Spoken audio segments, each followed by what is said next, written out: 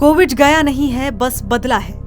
5 साल पहले एक वायरस ने पूरी दुनिया को रोक दिया था और अब वही वायरस फिर से धीरे धीरे कदम बढ़ा रहा है और इस बार टारगेट है एशिया के कुछ सबसे विकसित देश, सिंगापुर, हांगकांग, चीन और थाईलैंड। कोविड के मामले बढ़ रहे हैं, हॉस्पिटल में भर्ती मरीजों की संख्या बढ़ रही है और मौतें भी हो रही हैं। तो सवाल ये कि क्या एक बार फिर नई लहर दस्तक दे रही है? क्या हमें सतर्क हो जाना चाहिए?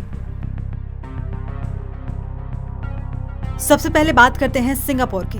सिंगापुर एक बार फिर हाई अलर्ट पर है।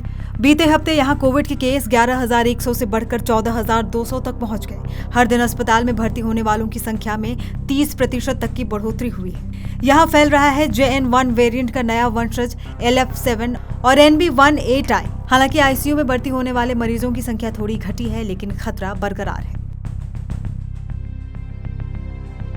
अब बात हांगकांग की। यहाँ सिर्फ एक हफ्ते में 81 गंभीर मामले सामने आए हैं और 30 मौतें हुई। ज्यादातर बुजुर्ग जिनको पहले से बीमारी थी। विशेषज्ञ मानते हैं कि वायरस काफी ऊंचे स्तर तक यहाँ पहुंच चुका है।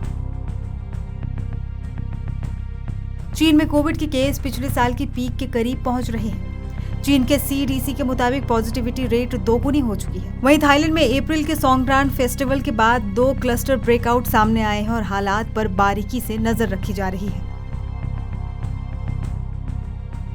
कोरोना डैशबोर्ड के आंकड़ों के अनुसार पिछले एक हफ्ते में भारत में 58 नए मामले सामने आए हैं। मुंबई के KEM अस्पताल में 2 कोरोना पॉजिटिव मरीजों की मौत की खबर सामने आई। हालांकि अस्पताल प्रशासन का कहना है कि दोनों मौतें कोरोना वायरस से नहीं बल्कि अन्य गंभीर बीमारियों के चलते हुई हैं। कोविड अब एंडेमिक यानी स्थानिक बीमारी बन चुका है, यानी ये कभी भी कहीं भी दोबारा लौट सकता है, ठीक उसी तरह जैसे फ्लू। अभी जो लहरें उठ रही हैं वो बहुत बड़ी नहीं है, लेकिन इशारा साफ है कि वायरस कमजोर जरूर पड़ा है पर गया नहीं। मामलों में तेजी को देखते हुए इसे कोरोना की नई लहर समझा जाने लगा है। हालात ऐसे हैं कि इसे लेकर अधिकारियों ने चेतावनी तक जारी कर दी है।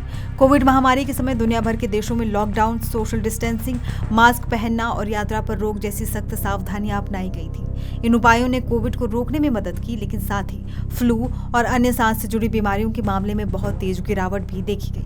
लेकिन अब कोविड के बाद दुनिया भर में फ्लू के मामलों में अचानक तेज बढ़ोतरी हुई है। शोधकर्ताओं का कहना है कि इम्यूनिटी डेप्थ के कारण आने वाले सालों में फ्लू के बड़े प्रकोप हो सकते हैं, क्योंकि अब लोगों की प्रतिरोधक क्षमता कम हो गई है और वो अन्य वायरस से संक्रमित होने के प्रति ज्यादा संवेदनशील हो गए हैं। बहरहाल राहत की बात यह है कि इसके प्रभाव को कम करने के लिए रणनीतियां मौजूद हैं और फ्लू के टीकाकरण को बढ़ावा देना जरूरी है।